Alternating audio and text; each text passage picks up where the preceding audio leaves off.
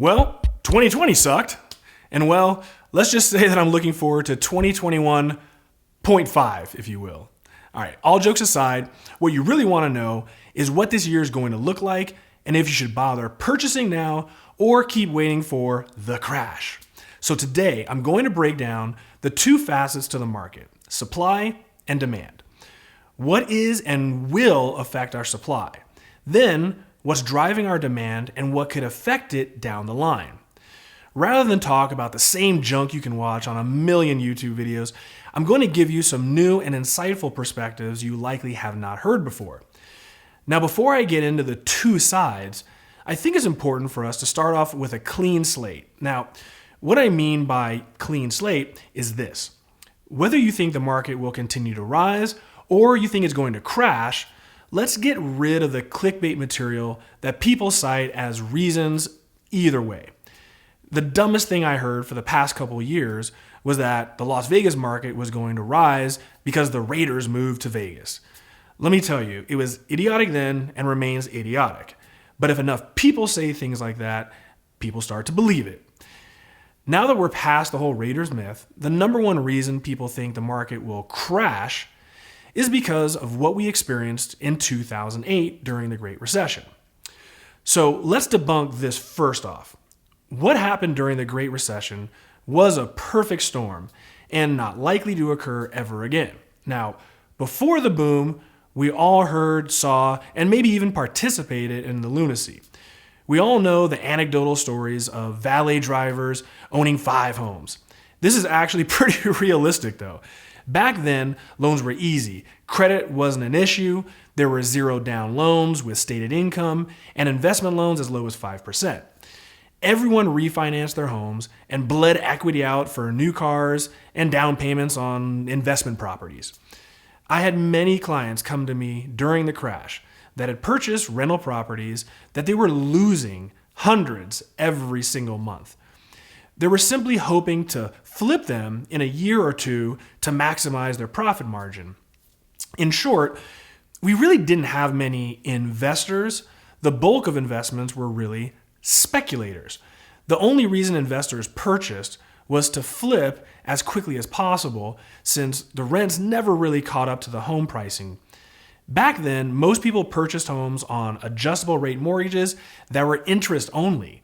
The reason people took these interest-only ARM loans was because their mortgage payments were literally about half of what a normal 30-year mortgage would be.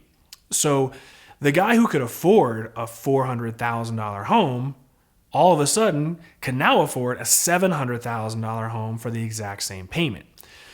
In short, financial irresponsibility and greed just blew that bubble up. Now, the moment home prices receded, everyone was screwed. If the only reason you bought 4 investment properties was to flip them for more money, well, meanwhile, you're losing $500 per month on each one. So once you realize you're never going to sell for what you paid, let alone make more money, your only option is to short sell or foreclose. Same thing for your home. If you purchase with 0 down and your home loses 50% of its value, why keep it, right? Now, contrast that with today's climate. Most investors purchased between 2011 and 2017 when values were like half of what they are today. Most investors paid cash, and the other ones with mortgages are making an absolute killing in rental income. So, same thing with owner-occupied homes. Most homeowners are sitting on substantial amounts of equity. Banks no longer allow you to take out more than 85% of the home's value if you want to get a home equity line of credit. So while anything is possible, I don't see a crash happening for the same reasons as before. If you're an investor making $800 a month in rent, who cares if the house goes down for a few years? If you've been in your house for 5 years with hundreds of thousands in equity and refinanced to a 3% mortgage this year, who really cares if your house goes down 40 or 50 grand for just a few years? My point is that the market isn't in the same place as it was in 2008. So let's just get off that for now and get rid of those comparisons. Okay, moving forward, let's talk about supply first. In about 2 weeks, Las Vegas will be down to the lowest inventory level in roughly 15 years. Econ 101 here, folks. Low supply, high demand equals higher prices until that demand equals supply.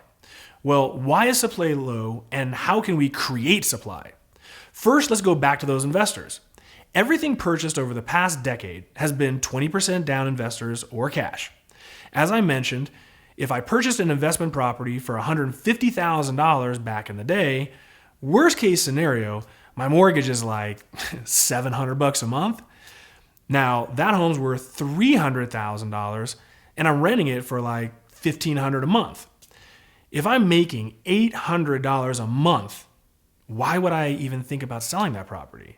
What else can I put my money into that's going to outperform that financial vehicle? Would you care if that house went down even 50 grand? I know I wouldn't. Why would I ever sell that cash cow? Now, let's take this up another level. Between 2011 and 2017, private equity firms like Blackstone and Colony Capital bought thousands of homes in Las Vegas to rent. Thousands. Never in the history of America have corporations owned homes en masse like they did. Well, this creates unintended consequences. First, like we just discussed, there's no point in selling. The problem here is this. Corporate America owns a good portion of so-called affordable housing. Now, in a normal or historical market, you'd buy a home, say, when you're like 25 years old, right? You get married, and maybe 5 years later, you sell and use that equity to purchase a larger family home, right? Well, the kid you sold the home to is likely to sell 5 years later for the exact same reason. Well, what happens when that affordable home is owned by a corporation? Every 5 years, that's a home that never sees the light of day.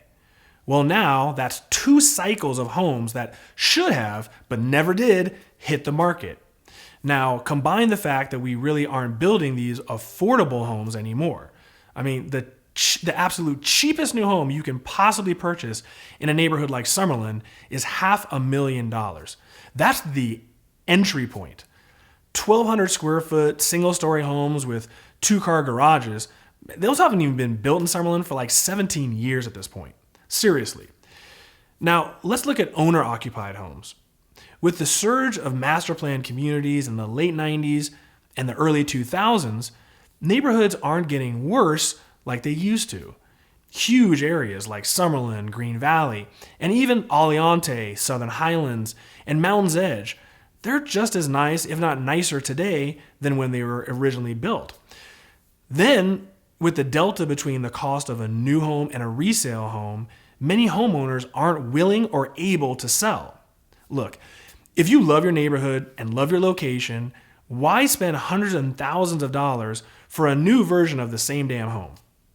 Before the boom and bust, the delta between was really minimal. It made sense to just buy a new home every few years since it really wasn't much more money. Now, most people will simply remodel for, $50,000 versus spending $200,000 on a new home.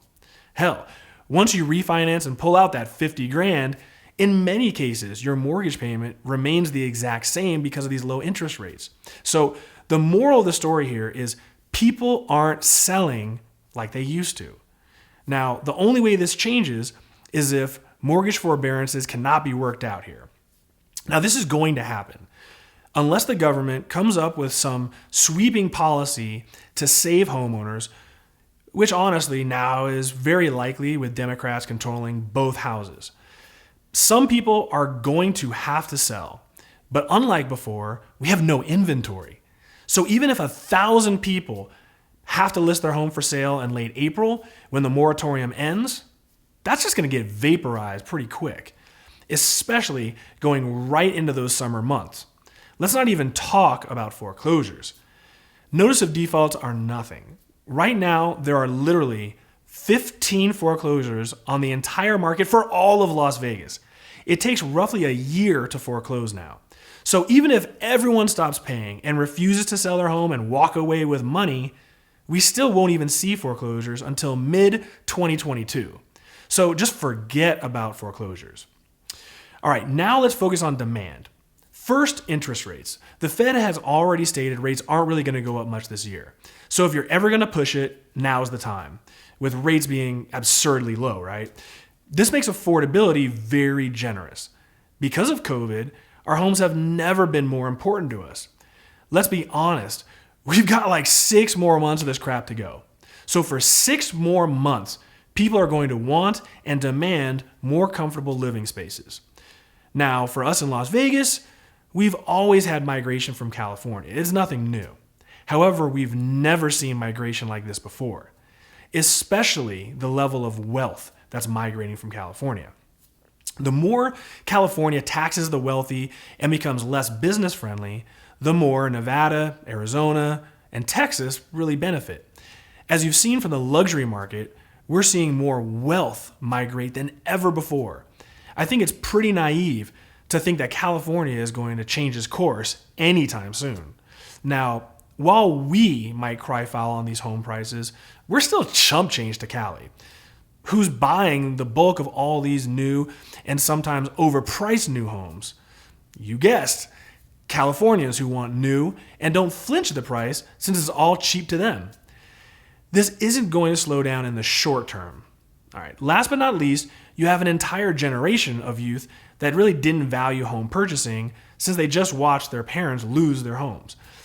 Now they're finally dipping their feet in, tired of overpriced apartment dwelling and the inevitable time to, grow up. Now, on the other hand, people say, well, how can Vegas continue with unemployment so high and the local economy struggling? Well, either way, it just has.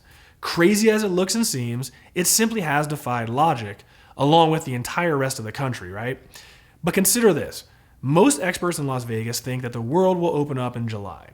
Now, I don't know about you, but even though I'm more of a homebody, I'm friggin' dying to go on vacation and just do something fun for a change.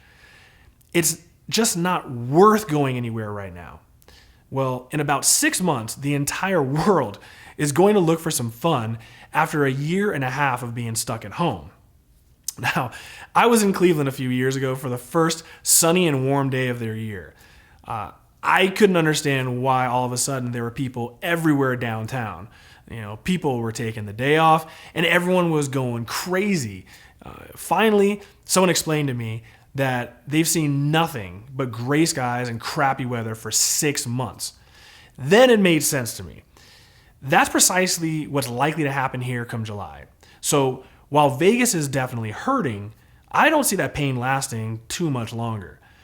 Nobody gets out of jail and orders a salad for their first meal. Well, Vegas is that steak dinner much of the world has been salivating for during this incarceration period. So let's wrap this up. The bottom line is just this. Will the market eventually retract? I 100% guarantee it will. Just no time soon. Short of an epic Wall Street crash, COVID-21 occurring, or World War III, this market's going up for the foreseeable future.